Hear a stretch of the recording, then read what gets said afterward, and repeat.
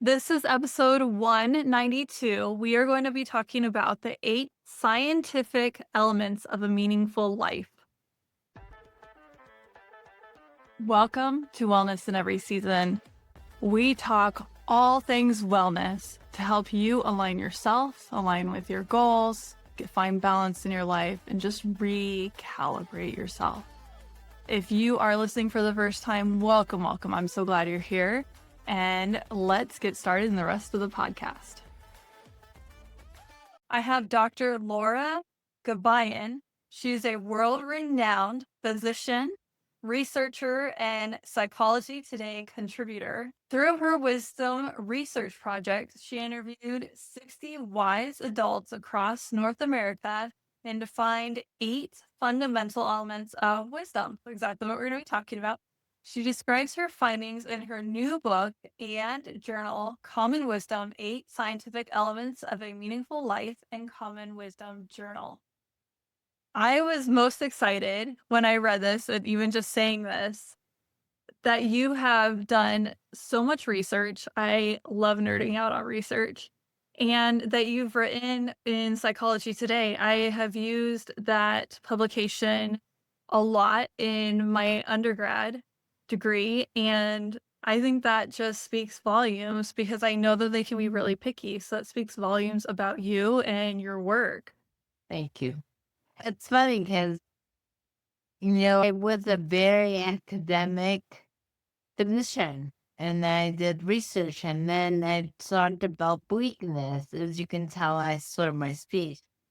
And I was like, well, what could this be? I found out later it's chronic Lyme disease. And I've been in college, but I was taken aback at how medicine in the Western world was very like, oh, do this, do that, let me diagnose this. We don't really learn about Lyme disease in med school. And so then I was like, well, who does think outside the box? And it was the wise. And I'm like, well, what do we know about wisdom? And we didn't know anything, really. And so I did a research project, and that's when I interviewed 60 people. I defined wisdom as the 8 elements.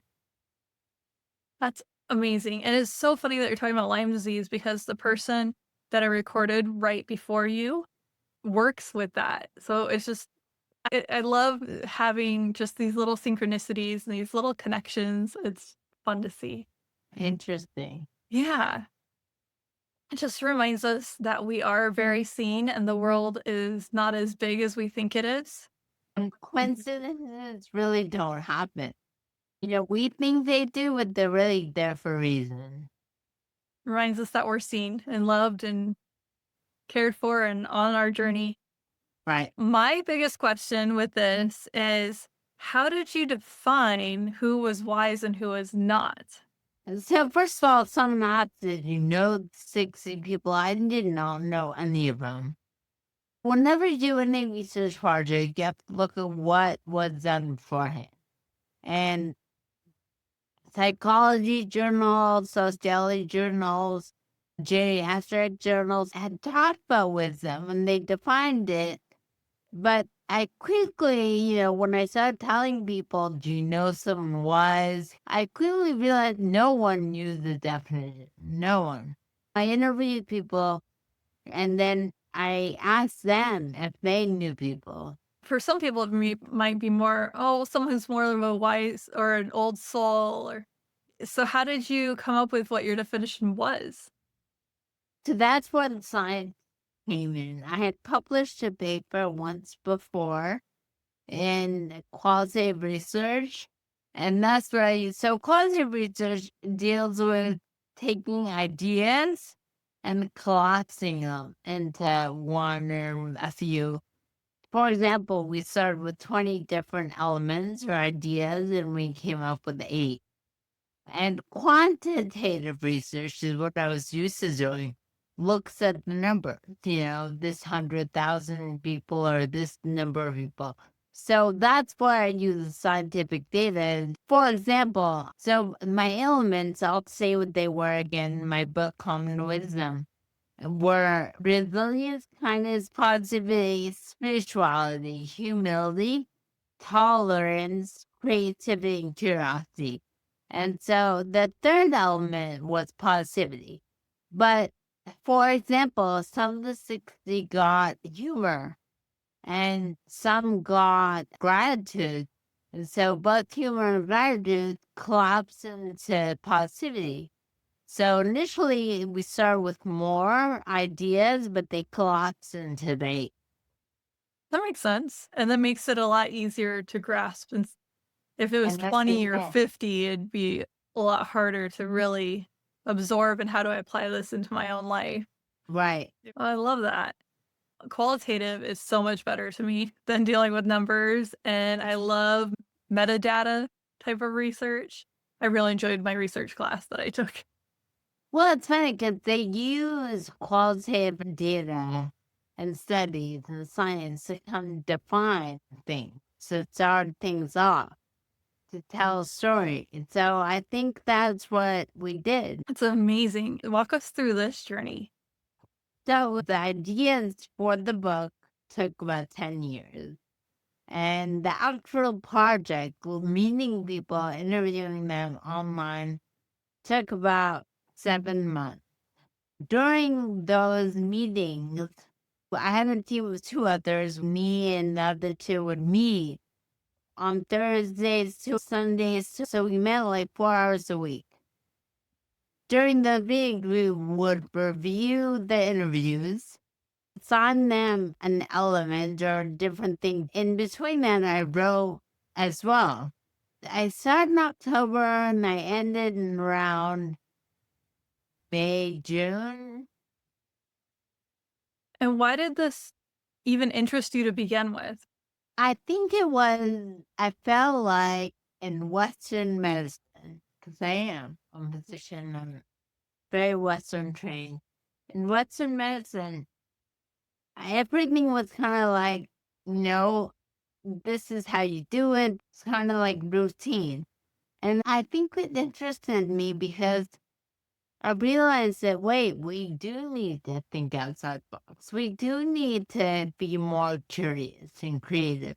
We do need all that. That's why I was like, well, let me approach a very abstract topic with the scientific lens. And so I tell people it's kind of like an intersection of science and soul because it's kind of brings the two together. I think that's great because maybe it's very Western world of us, but we tend to think one or the other. And we Yeah. forget that it all lines up to become all of us as a whole person and all the parts of us. And are we doing okay and are we not? I have these bookmarks that have like really good sayings on them, and you can't really read it from here, but it says, don't think outside the box. Think like there is no box. I love that. So it just, That's a good one. And I think for me, I was so Western medicine. I mean, I got a master's. I was very like, okay, Western medicine is the answer, but it wasn't. And when I started to develop symptoms, I was like, there must be more. But no, I didn't get that from Western medicine. yeah. So it sounds like, and I feel like this is for everybody that I interview, is that this project is very personal to you. This is why you really started it. And it changed my life. It's funny because someone was like, oh, why did this happen? It hasn't been enjoyable.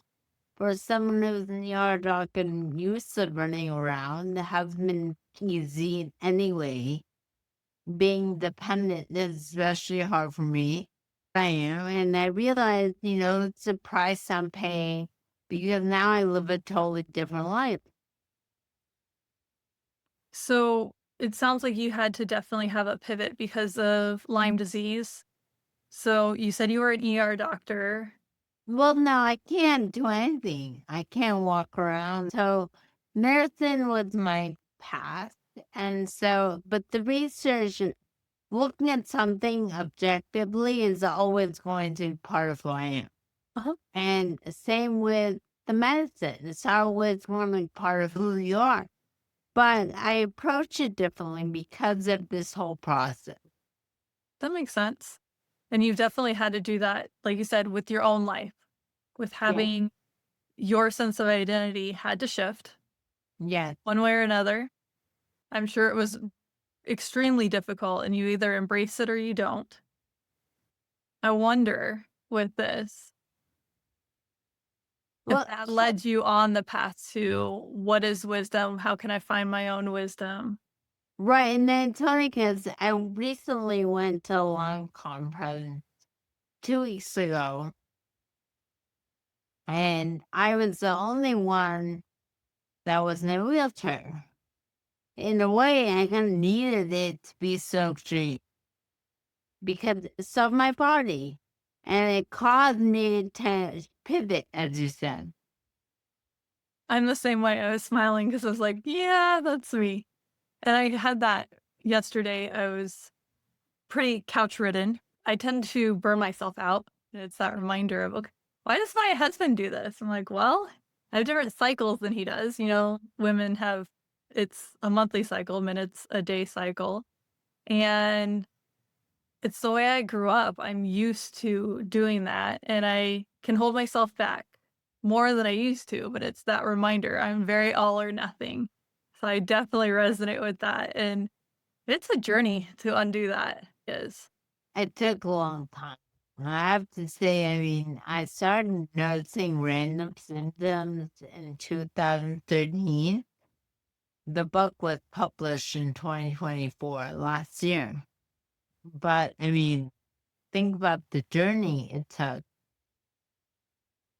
That explains why it took you so long to get to this book. Well, I had the idea during COVID, but I knew I wanted to do a good project because that's what I was used to. And it takes time to be thorough. I wonder if you're also like me, where it takes a lot to see the steps and then be able to do that. I am a planner, but I'm thinking I just knew, okay, to do the project, you have to know what's out there, you have to define it. The only thing I defined of the people I interviewed was their age. They had to be age 50 to 79. Outside of that, it didn't matter because I knew wisdom is not different based on gender, political affiliation, race, or ethnicity, but it is different based on region. So the wisdom of Asia is different than the wisdom in North America. That's why I stuck to North America and the age as well. Okay, I wondered about why you chose America. Why did you choose the age that you did? So wisdom actually has an inverse U relationship with age, and that when you get younger people, it does take time, experience to get there. And older adults, once they're in 80 plus, they kind of become less flexible. What else have you learned from the data? That was it. This is all beforehand. And then what I noticed was, if you remember the 8 elements in my book, the first one was resilience. And I noticed that the people had gone through horrible life events, and yet they were very at peace, and they were not bitter. They were kind of like, it'll be okay. They weren't angry, and that was interesting. Have you find any commonalities into how they were able to get to that point?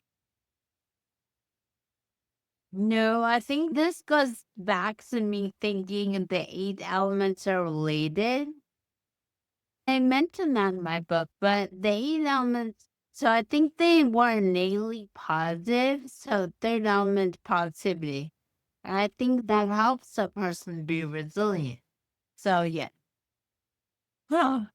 That's something as a parent that how do I get my children to learn resiliency, not forced upon them, because that's breaking them, right? But how do I encourage them to, because with resiliency there comes grit, right? And how do we really help them to not give up so quickly? And one of the things that I catch myself saying with them is, you have your own big, beautiful brain. Stop using mine for really simple tasks too, because they're young. It's but it can be really hard. And I know I'm not the only one that feels this way in parenting. You can think of it this way. If you have any management experience and you have other people that you work with, there's so many different ways that we feel this towards other people. Of how do we encourage resiliency to come out, and that sense of when do you dig in versus when do you not? Because how many people just keep going and you can tell that is the absolute wrong road that you should be on. Like, you need to pivot badly. And we've even had this in our own lives. And I mean, for you, you were forced to have to pivot. Yes. But how long were you fighting it before you decided, okay, I need to pivot? Then that goes with the resiliency. I think it was 4 or 5 years. 2013, I was like, okay, whatever it is, I'm gonna fight it. And then 2017, 18, 19, I was like more of like, okay, I want to fight it. But it took a while. Took a long while. I bet. It sounds like you have enough of my personality. I can see that.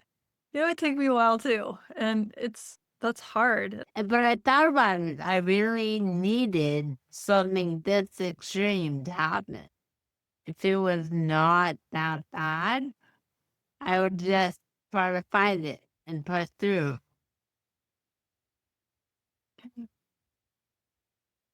It put things into perspective. So How have you changed your outlook on life and applying this to your own life through learning this research? And then there's something so different from having all of this data and looking at it to then writing it. I'm sure that's when you really started to, how do I apply this in my own life? well, it's funny because the 8 elements are in a way the secret to living a meaningful life. For example, the fourth element is spirituality. In my book, Common Wisdom. And by the way, I called it Common Wisdom because I looked at common trait or common elements that everyone had, hence the name Common Wisdom. So the fourth element was spirituality, and what was interesting about spirituality was it was really hard for me to do work on that chapter. I was a total scientist, physician, never learned to think about that. And I always learned that if you don't see it, if you can explain it, can't measure it, it doesn't exist. And now, like, the reason why you have two people that are attracted to one another, whether it's friends or romantically, wherever it is, and nothing can explain it, like, why are you attracted to this person and not to them, except for spirituality? And there's just so much in our lives that involves spirituality that we don't think about.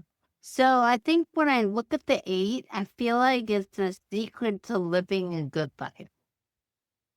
I love how much it correlates with the 8 dimensions of wellness as my foundation for my wellness coaching.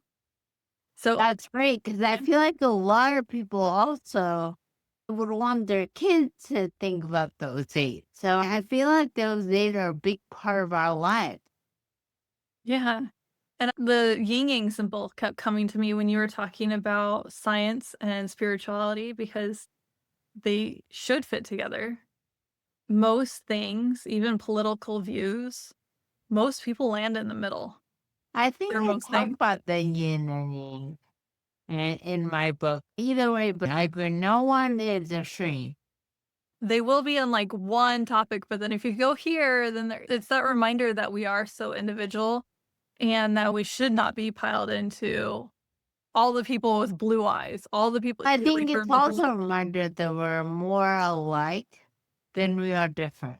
And I think people don't realize that, but we are. Yeah. Sometimes it's fun at the beginning of the conversation. All right, how are we different? All right, now let's talk about how we're alike because it can be so fun to be like, "Oh, how are we not an echo chamber to each other? What can I learn for you?" But for some people, it can be very off-putting to be like, "Okay, how are you different from me?" And I My second element in my book on wisdom was kindness. And if you think about it, regardless of how old we are, where we came from, we're all attracted to that. We all want that and we crave that. So that's just a sign that we really are innately alike. I love that. And when we are kind to each other, that's when we really connect the best. Yes. And when we connect to ourself and our spirituality. Yes. So I would love it if you could, and I can give you whatever time you need, find me your favorite section in your book. And if you could read to us a little bit. It's funny because it takes me a while to walk over and get my book. Okay, I'm going to read this part of her book for you. And oh, I even have a quote by Dolly Parton. The way I see it, if you want the rainbow, you got to put up with the rain. I love that quote of hers. Resilience was the most common element associated with wisdom. It makes sense. When we think about people who have encountered a difficult life challenge and resolved it with grace, we tend to regard them with special admiration. We become intrigued by how that person managed to not only survive the obstacle, but thrive. We realize that because of that experience, they likely now have a different perspective on life. They have turned a potentially negative experience into a positive learning opportunity, making them wiser. The more of these life challenges they overcome, the wiser they seem to be. As Oprah Winfrey once noted, they turned their wounds into wisdom. I do like to quote a lot of people because I feel like a lot of what everyone had to say is really helpful. I like that, especially getting different perspectives.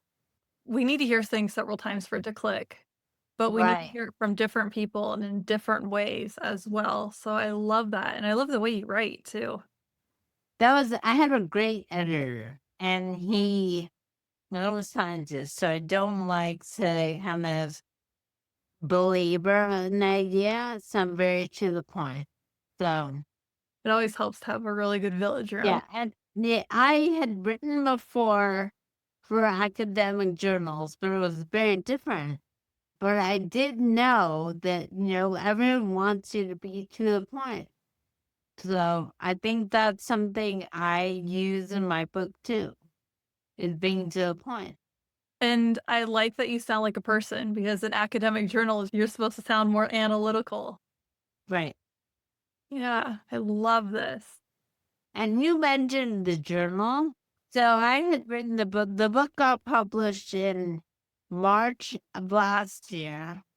And many people loved that each chapter has questions after it. And so I was like, well, I can write more of that in a journal. The journal is small, but it definitely makes someone think about the 8 elements. Yeah. And the journal is hard for you to, someone has to order it. How can kindness affect a negotiation?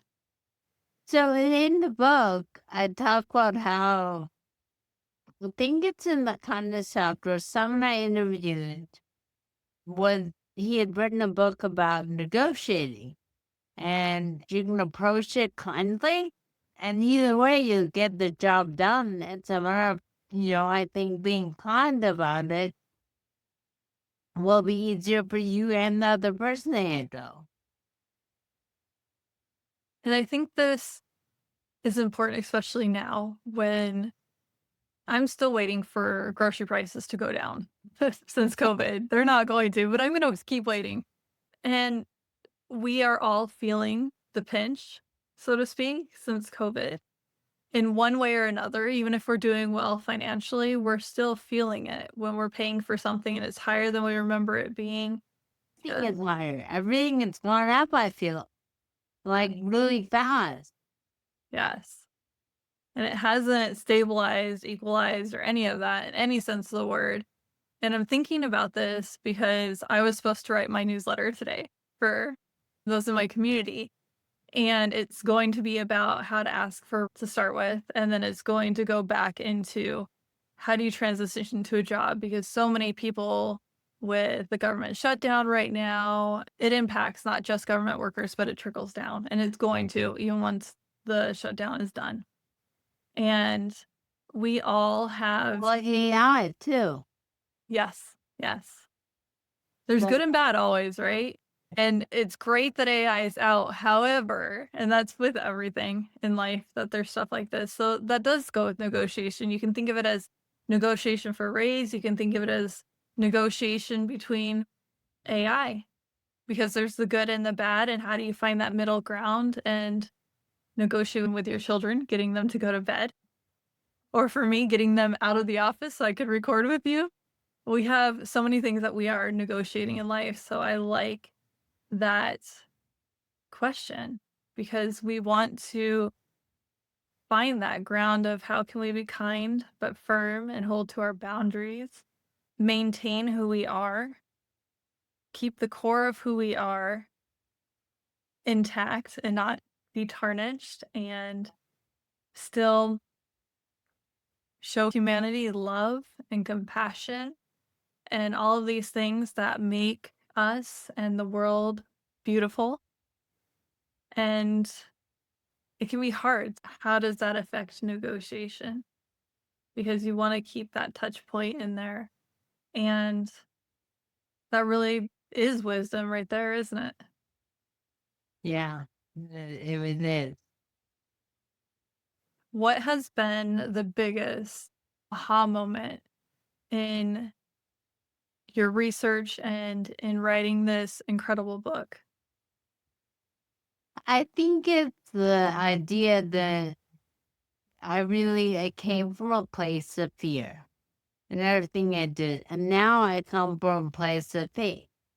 And I think I'm not scared like it was. I feel like, okay, it'll work out. Don't worry. My whole life, I was a very fear based, anxious person. And so I think taking that and changing that has been a big one for me. Sounds like it definitely remade you then. Yes. That's amazing. And I look forward to other people getting this, reading it. I did a positive intelligence course for coaches. And in that, he talked about in the 1950s, they were moving this huge Buddha statue. And when they moved it, it was a lot heavier than they expected it to be. So they thought they damaged it at first, but they realized that it was pure gold and it had a bunch of casting stuff just wrapped around it. They were covering the fact that the Buddha was gold from the people who are coming in and pillaging. They were protecting it. And so many times we do that around ourselves. And we all have to come to this point in our lives where we are willing to take off all of that and just be our big, bold, beautiful selves, and to show the gold that is us, the purity that is us. And this allows for us to maybe rediscover or discover for the first time our wisdom and how we want to show up in the world, in our lives, and how we want to shine our bright, beautiful light into this world. Thank you for writing this. So I love journals.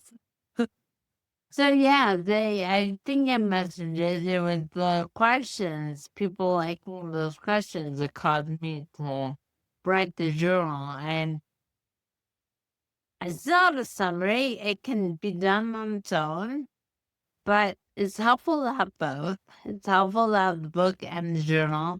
But I agree with you. I think I felt like by being fearful, I was in control.